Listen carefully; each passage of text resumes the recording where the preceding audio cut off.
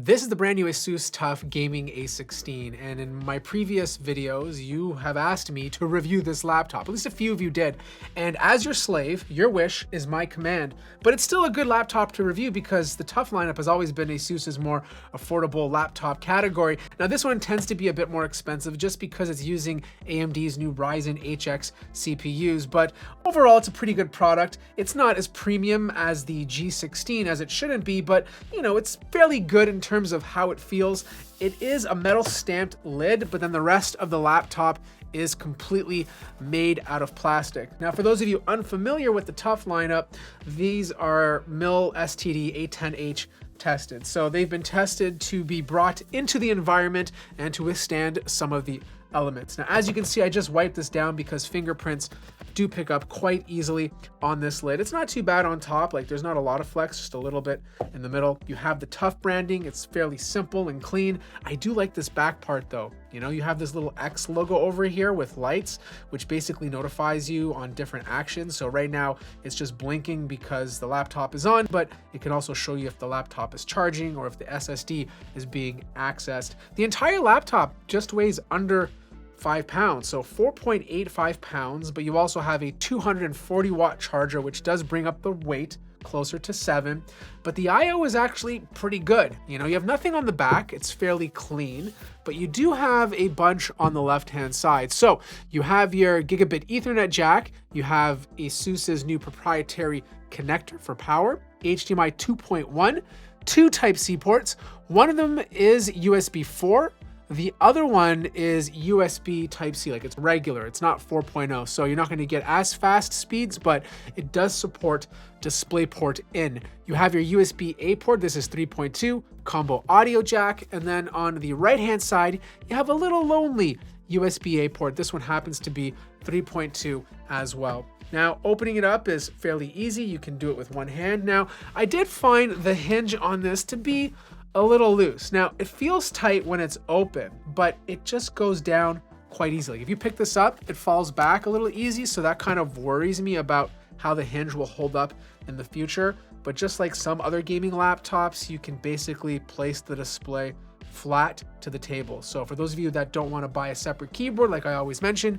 you can slide this under the monitor, use this keyboard, and then attach a external mouse. Now this keyboard is probably not my favorite keyboard to use. It's not that it's bad or anything, but it's one of those older gaming keyboards. Do you remember the old school Acer keyboards with that rubberized texture? A lot of laptop companies have sort of shifted away from it, except for their budget line. Well, that's exactly what this is. It's that rubberized texture. It's fine for gaming, but it's not my favorite keyboard overall. You only have one zone of RGB. You can change it to any color you want, but it's just one color, period. You do have that numeric keypad for those of you out there that want it, and you do have a very big touchpad. Thankfully, it is made out of glass and it feels very good to use. Now, this display is a QHD Plus display, so 2560 by 1600. It's IPS level. The color gamut is good, so you get 100% sRGB.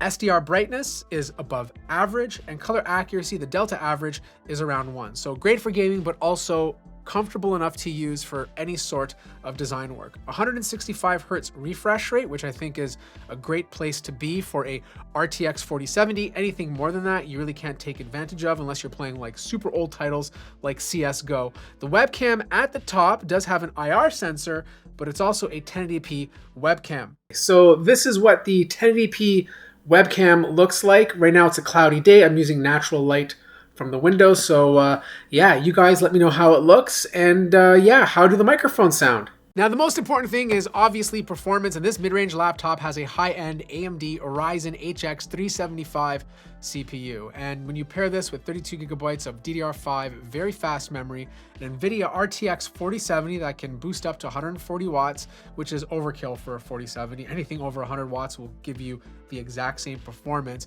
You pair that with a 16-inch QHD Plus display, and you have a 1TB NVMe SSD, you have a very capable laptop. Now, single core clock speeds are definitely faster than the HX Intel CPUs that are currently available on the market. The multi-core speeds are not as fast as the high-end HX series CPUs, but they're fast enough considering you get a lot of other benefits with this new architecture.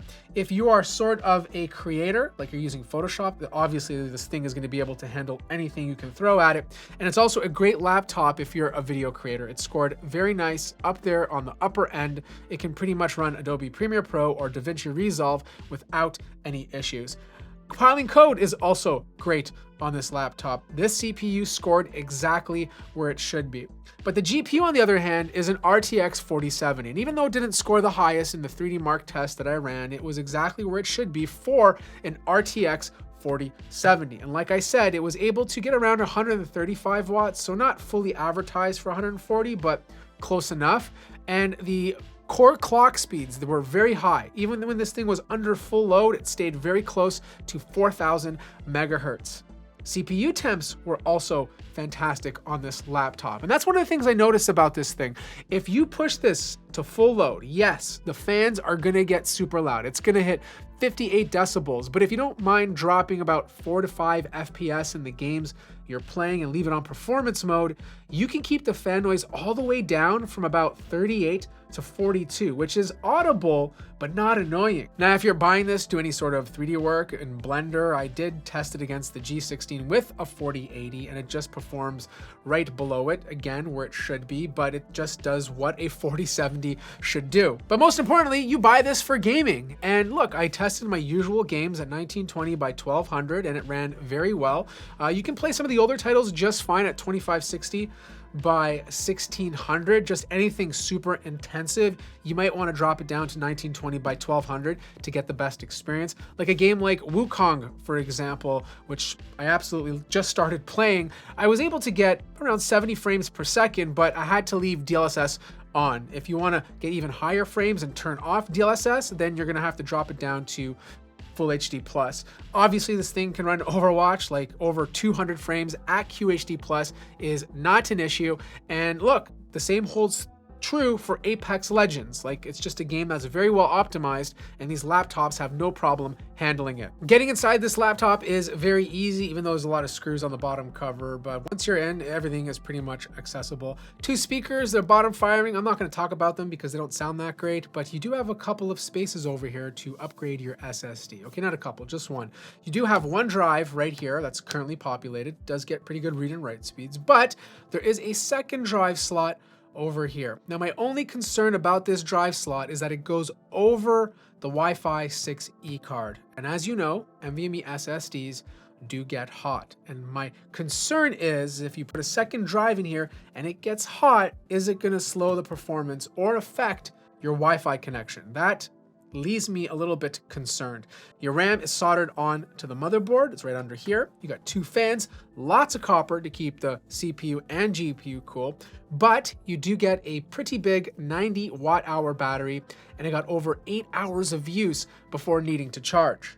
So here's the thing, the ASUS TUF Gaming A16 is a decent laptop, great performance, good display, excellent battery life. The only thing that kind of concerns me is the second slot for the NVMe SSD and the display over time. Like, is this hinge going to be an issue a couple of years down the road? Also, the price point is a little bit on the expensive side just for the quality of the materials they're using. Like right now you can get the 4070 version for $16.99, which is on sale. I think the 4060 model goes for $15.99. So obviously I would stick with the 4070, but I feel like this is wait till it's on sale kind of laptop, you know? Like, it's a good product, but I want you guys to get the best deal on it. So just kind of bookmark it, keep it on your short list, and just watch prices. If you have any questions about it though, let me know in the comment section down below. Like the video if you liked it, subscribe if you haven't already, and I'll see you guys in the next one.